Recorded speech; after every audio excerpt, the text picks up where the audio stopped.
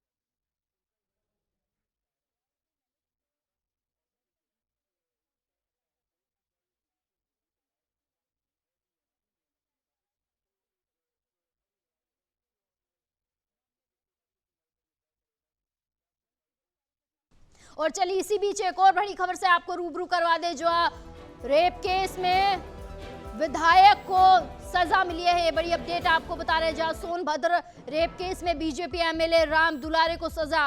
ये बड़ी अपडेट आपको बता रहे हैं कि रेप केस में बीजेपी एमएलए को सजा। सोनभद्र से बीजेपी विधायक को 25 साल की सजा। विधायक है बीजेपी के सोनभद्र से बीजेपी विधायक पर 10 लाख रुपए का जुर्माना है। बड़ी अपडेट आपको बता रहे हैं, जो बीजेपी विधायक पर 10 लाख का जुर्माना लगाया है। साथ ही सोनभद्र रेप केस में दोषी पाए गए हैं। साथ ही साथ 25 साल की सजा मिली है उनको। बीजेपी विधायक को 25 साल की सजा, साथ ही 10 लाख का जुर्माना भी है।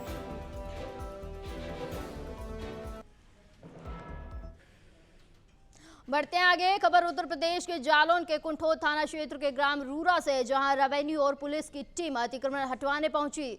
दरअसल चक्रोड स्थित सरकारी जमीन पर नाथ समुदाय के लोगों ने अतिक्रमण कर रखा था। वहीं शिकायतकर्ता ज्ञानेंद्र तिवारी की शिकायत पर पुलिस और नायब तहसीलदार की देखरेख में कब्जा हटवाया गया। इस दौरान पुलिस के साथ 2 लेखपाल और नायब तहसीलदार भी मौजूद रहे।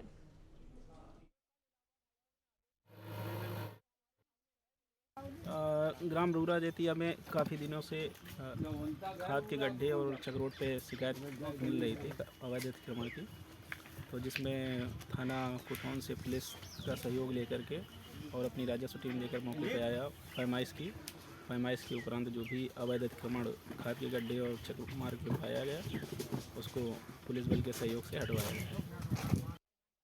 हाँ, रूरा जेतिया के रहने वाले हैं। ग्राम सभा की ज़मीन पर अवैध कब्जा की शिकायत है। हमने ग्राम सभा की कब्जा है ज़मीन पे, उसको हटाने के लिए शिकायत की थी। क्या कार्रवाई की गई? इस पे कुछ कार्रवाई नहीं हुई अभी तक। इस पे कुछ नहीं, वो गोबर ओबर की नहीं, आज प्रशासनिक अमला आया था आपके गांव में। आज कुछ नहीं हुआ है, सिर्फ दिखावा है और जिन लोगों ने कचू नहीं घूरे वूरे हटा दिए और कुछ नहीं हुआ। नहीं, प्रशासनिक अमला ने कहा कि चक्रोड अखरोड पे हमने कुछ नहीं, चक्रोड अखरोड से कुछ नहीं, उसमें ना कोई है, कछू नहीं है और नई परती पूरा कब्जा है। और वही सोनभद्र से एक भयानक हमले की खबर सामने आई। आपको बता दें, मामला सोनभद्र जनपद के दूधी कोतवाली क्षेत्र का है, जहां एक युवक ने अपने किराएदार पर कुल्हाड़ी से हमला कर दिया। हालत गंभीर होने के कारण पीड़ित को जिला अस्पताल रेफर किया गया है। पीड़ित के सिर और शरीर पर वार किया गया। आपको बता दें, महिला अपने पति और 3 साल की एक बच्ची के साथ उसी घर में रह रही थी। वही पड़ोसियों का कहना है कि युवक ने महिला से पहले भी कई बार विवाद किया है।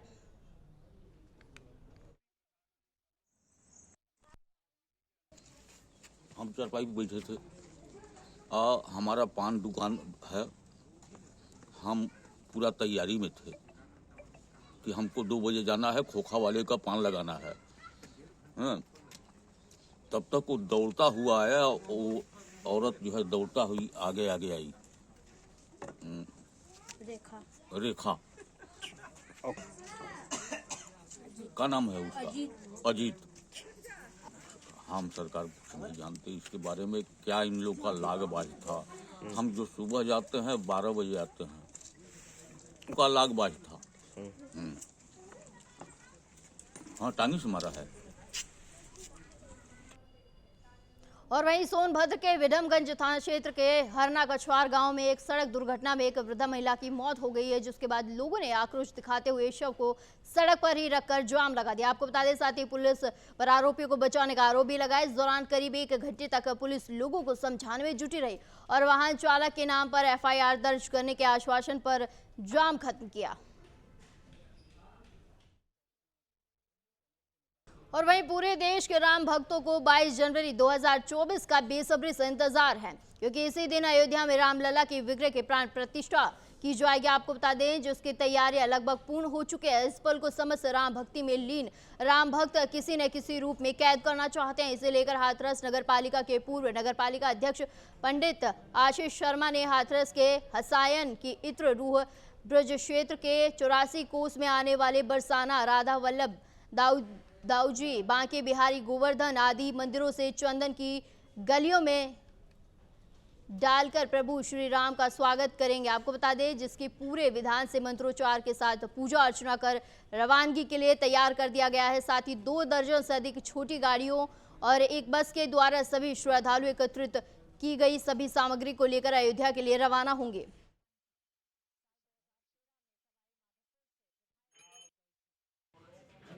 हम लोग सब ब्रजवासी हैं।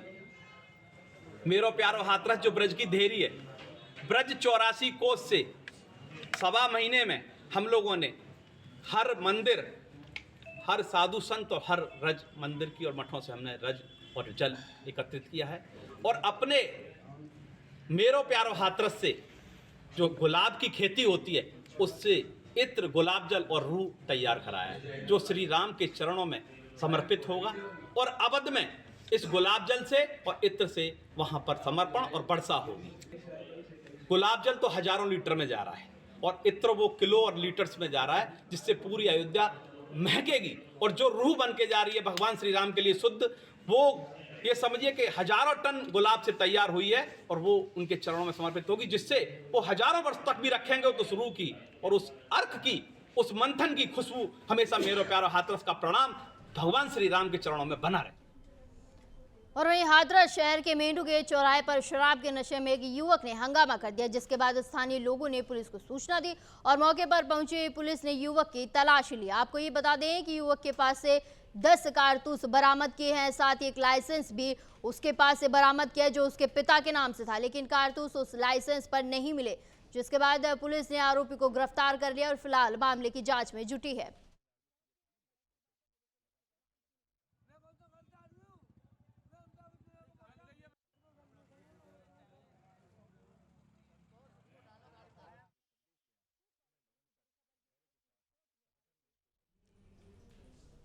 और वहीं देवरिया के भलुहनी थाना के ग्राम बरौली में दिल दहला देने वाली एक घटना सामने आई है, जहां प्रेमी ने अपनी प्रेमिका की हत्या कर दी। घटना की सूचना मिलते ही पुलिस ने मामले को गंभीरता से लेते हुए आरोपी को गिरफ्तार कर लिया है। वहीं SP संकल्प शर्मा ने बताया कि महिला ने किसी व्यक्ति के साथ कोर्ट मैरिज की थी, उसके बाद उसका तलाक हो गया।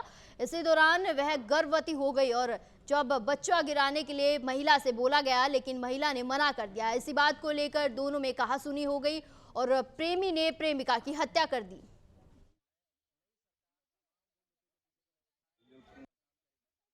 यह देवरिया जनपद में भलुनी थाना क्षेत्र में 30 सितंबर को एक अज्ञात महिला जिसकी उम्र लगभग 30 वर्ष थी, उनका शव सड़क के किनारे मिला था। पुलिस द्वारा तत्काल सुसंगत धाराओं में अभियोग पंजीकृत कर इसकी विवेचना की जा रही थी। इस ब्लाइंड केस को SOG टीम और थाना भलुनी की टीम द्वारा सक्सेसफुली वर्कआउट कर लिया गया है। इस महिला की शिनाख्त भी हो गई है और जो आरोपी है वो भी जो इसी महिला के गांव का रहने वाला है, उसको गिरफ्तार कर लिया गया है। ये एक ब्लाइंड केस था और इसको वर्कआउट करने के लिए जो महिला का शव हम लोगों को मिला था, उसके साथ जो सामान मिला था, उस सामान के साथ ही एक फ्लिपकार्ट द्वारा जारी की गई एक रिसिप्ट मिली थी। उस रिसिप्ट के बेसिस पे जो एड्रेस था उसको ट्रेस करते हुए हम लोगों ने इस केस को वर्कआउट किया। और वहीं राज्य सरकार के अभिनव पहल पर देश की भावी पीढ़ी को जल जीवन मिशन की परियोजनाओं का सहभागी बनाने आमजन को जल के विवेकपूर्ण उपयोग सहित जल ज्ञान यात्रा निकाली गई। आपको बता दें, जल यात्रा वाहनों को जिलाधिकारी मोनिका रानी ने कलेक्ट्रेट परिसर से हरी झंडी दिखाकर रवाना किया। इस अवसर पर डीएम ने स्कूली बच्चों को आह्वान किया कि आमजन को स्वच्छता के साथ साथ जल के विवेकपूर्ण इस्तेमाल और पानी के लिए सुरक्षित जल का उपयोग करने के लिए प्रेरित करें। साथ ही उल्लेखनीय है कि जल ज्ञान यात्रा के दौरान स्कूली बच्चों को सुसरौली जयशामपुर नदौना पेयजल योजना पर ले जाया गया है, जहां ग्रामीणों को पेयजल सप्लाई पहुंचाने की प्रक्रिया दिखाने के साथ ही सोलर संचालित पानी टंकी पंप हाउस का अवलोकन करवाते उपकरणों की क्रियाशीलता के बारे में जानकारी दी गई।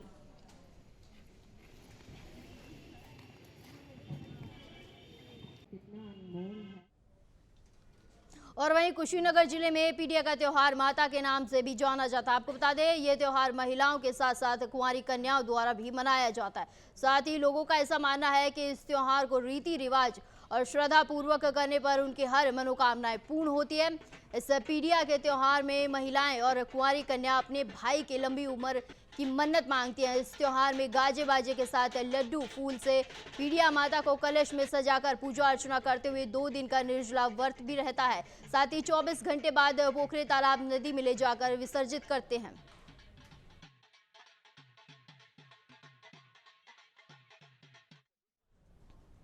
और वहीं यूपी के जौनपुर जिले के जफराबाद थाना क्षेत्र के नगर पंचायत के मोहल्ला नाजी में सनकी युवक ने लाठी से पीटकर वर्ग विशेष के युवक को मार डाला। नशा करने के आदि आकिल की मोहल्ले के ही सनकी किस्म के युवक से किसी बात को लेकर कहा सुने होने लगे। आपको बता दें, तैश में आकर सनकी युवक ने लाठी से हमला कर आकिल को पीट कर मार डाला, जिसके बाद राहगीरों ने युवक के शव की सूचना पुलिस को दी। सूचना मिलते ही जफराबाद पुलिस मौके पर पहुंची, साथ ही शव को कब्जे में लेकर पोस्टमार्टम के लिए मोर्चरी में भेज दिया। वही मामले की जानकारी देते हुए जिलाधिकारी कुलदीप गुप्ता ने बताया कि आरोपी युवक को गिरफ्तार कर लिया गया। फिलहाल आगे की कार्रवाई की जा रही है।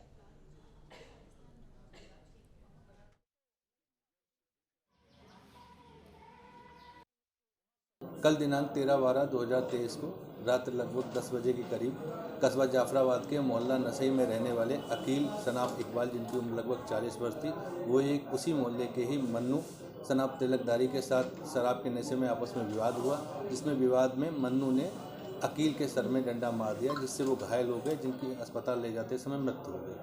तत्काल पुलिस द्वारा सूचना मिलने पर अभियोग पंजीकृत किया गया तथा अन्य विधिक कार्रवाई की और मौके से ही मुख्य अभियुक्त को पकड़। उत्तर प्रदेश के सहारनपुर में भूमाफिया जमीनों के साथ साथ सरकारी कर्मचारियों पर भी हमला बोल रहे हैं। यहां राजस्व विभाग की टीम गांव में पैमाइश करने पहुंची थी, जहां दबंगों ने राजस्व विभाग की टीम पर हमला बोल दिया। हमले में कानून और लेखपाल को चोटें आई हैं, जिसके बाद पटवारी ने गगोह थाने में दबंगों के खिलाफ तहरीर देकर कार्रवाई की मांग की। वहीं पैमाइश करने गई राजस्व विभाग की टीम पर दबंगों ने हमला कर दिया, जिसके बाद पैमाइश करने गई राजस्व विभाग की टीम पर दबंगों ने हमला कर दिया। वहीं पटवारी को भी चोटें आई हैं।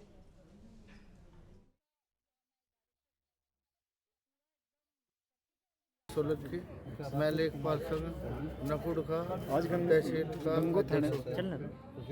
आज हमारे साथी अंकुर शर्मा और राजस्व निरीक्षक पूर्व की पैमाइश करने गए, जिसके नोटिस पूर्व में दे दिए गए थे।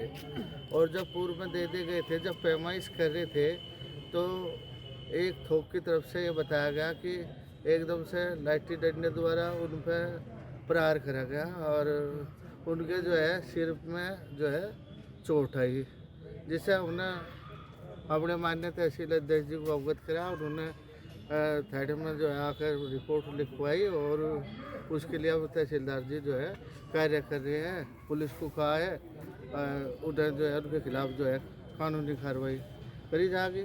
जो भी है सभी साथी इस तरह तो पैमाइश का कार्य हो पाना बड़ा संभव हो जाएगा सरकारी आदमी के साथ भी। जब वैसे पुलिस साथ देगी, हमें पूर्ण विश्वास है कि कोई गंभीर चोट तो नहीं आई। भाई चोट तो अब डॉक्टरी होने जा रही है, सर में लगी उसके, वही डॉक्टरी होने के बाद पता चल जाएगा। और कोई नहीं, हमें अपने इस प्रशासन से पूर्ण विश्वास है कि जरूर अच्छा कुछ खसरा पाड़ दिया, उनके खिलाफ कानूनी कार्रवाई करेंगे। और वहीं पुलिस महानिरीक्षक मंडल अमरेंद्र सिंह प्रसाद बहराइच दौरे पर रहे, जहां उन्होंने पुलिस लाइन का निरीक्षण किया। पुलिस महानिरीक्षक ने निरीक्षण के दौरान पुलिस मैस, खेल के मैदान, रिकॉर्ड और साफ सफाई का भी जायजा लिया और अधिकारियों को जरूरी दिशा निर्देश दिए। वहीं पुलिस लाइनों में पत्रकारों से वार्ता करते हुए बताया कि थाना अध्यक्षों के साथ बैठक कर अपराध की समीक्षा की गई है, साथ ही वांछित अपराधियों की गिरफ्तारी पर हिदायत दी गई है। साथ ही पुलिस की तारीफ करते हुए कहा है कि पुलिस अपराध और तस्कर रोकने का अच्छा प्रयास कर रही है।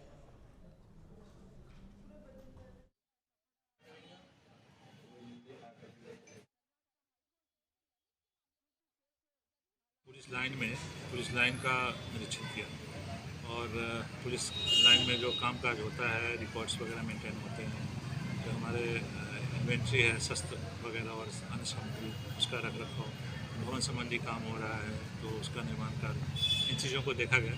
और उसके उपरांत एक जो हमारे चौकीदार होते हैं, ग्रामीण चौकीदार, तो उनके लिए साइकिल वितरण का कार्यक्रम रखा गया। वो उसके लिए शासन से पैसा आया था, साइकिल परचेज हुआ था, वो भी किया गया। और तदुपरांत जनपद के जो राजपत्रित अधिकारी हैं और क्षेत्राधिकारी और थानाध्यक्ष, उनके साथ एक बैठक की गई और बैठक में अपराध की समीक्षा की गई। पेंडिंग जो मुकदमे हैं उसकी समीक्षा की गई। वांछित अपराधी हैं जो विशेष है गिरफ्तारी के लिए, उनकी समीक्षा की गई। और इसमें वर्षांत का समय है तो जो कार्रवाई शेष है उसको पूरा करने के लिए सबको हिदायत दी। और वही खबर यूपी के देवरिया से, जहां सड़क सुरक्षा के दूसरे पखवाड़ा का आयोजन किया गया, जिसमें शलभ मणि त्रिपाठी बतौर चीफ गेस्ट शामिल हुए। वहीं जिलाधिकारी अखंड प्रताप सिंह ने सड़क सुरक्षा पखवाड़े पर यातायात के नियमों का पालन करने की सलाह दी। इसके साथ ही दोपहिया वाहन चलाने वालों को हेलमेट और कार चालकों को सीट बेल्ट का प्रयोग करने की हिदायत दी गई। साथ ही आपको ये भी बता दें कि पखवाड़ा 15 दिसंबर से 31 दिसंबर तक मनाया जाएगा।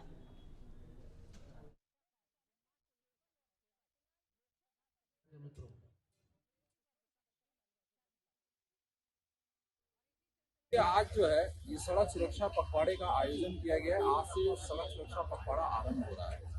इस पखवाड़े को मनाए जाने का उद्देश्य ये है कि भारतीय जनमानस में जो ट्रैफिक के नियम हैं उनके पालन के प्रति उनके अंदर एक जो सतर्कता और उत्सुकता को पैदा करना है। क्योंकि आज भी ये बड़ा दुखद पहलू है कि भारत में जो दुर्घटनाओं में मृत्यु होती है उसमें सड़क दुर्घटना में मृत्यु का जो रेशियो है वो सबसे ज़्यादा है। अभी जैसे एक आंकड़े जो यहाँ बताए जा रहे हैं कि 18 साल से जस्ट जो बच्चे बड़े होते हैं उसमें 26 मृत्यु हिंदुस्तान में पर डे सड़क दुर्घटनाओं में होती है।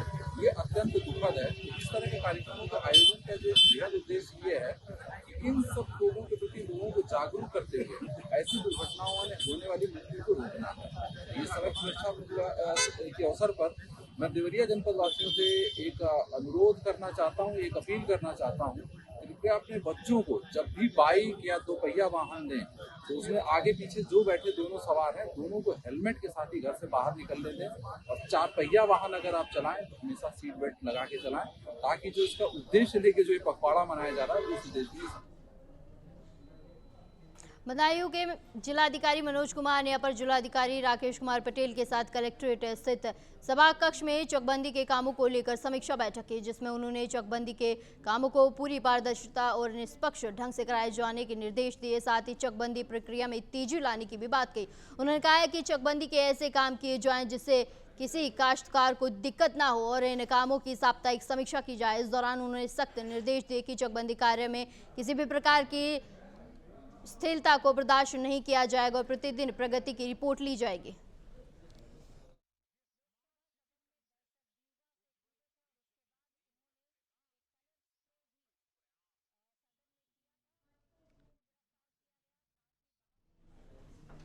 बदायूं में डीएम मनोज कुमार ने विकासखंड सालारपुर के अंतर्गत सिविलियन विद्यालय पडोलिया और हुसैनपुर का निरीक्षण किया। आपको बता दें, दोनों विद्यालयों में छात्रों की कम उपस्थिति को देखकर उन्होंने कड़ी नाराजगी व्यक्त करते हुए शिक्षकों को बच्चों की उपस्थिति बढ़ाने के निर्देश दिए। साथ ही उन्होंने कहा है कि ध्यान रखा जाए कि सभी बच्चे स्वेटर, जूते, मोजे सहित ड्रेस पहनकर ही आए। इसके अलावा स्कूल परिसर में स्वच्छता को लेकर साफ सफाई करने के निर्देश दिए। वहीं डीएम ने इस मौके पर बच्चों को हिंदी, अंग्रेजी और मैथ भी पढ़ाया जाए कहा।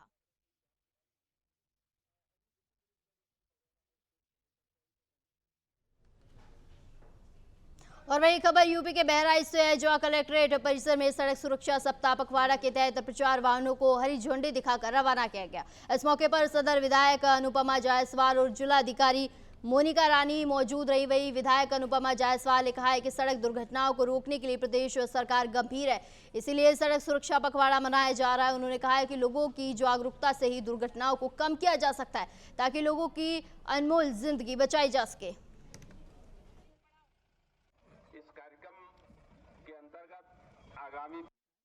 झंडी दिखाई है यातायात को लेकर, क्या बताना चाहेंगे? देखिए, सड़क दुर्घटनाओं को रोकने के लिए उत्तर प्रदेश के सूबे के मुखिया आदरणीय योगी आदित्यनाथ जी बहुत ही गंभीर हैं और लगातार वो इन विषयों पर अपनी नज़र रखते हुए दिशा निर्देश परिवहन विभाग को देते रहते हैं। उसी क्रम में सड़क दुर्घटनाओं को रोकने के लिए 15 जनवरी से 31 जनवरी तक एक सड़क सुरक्षा पखवाड़ा मनाया जा रहा है।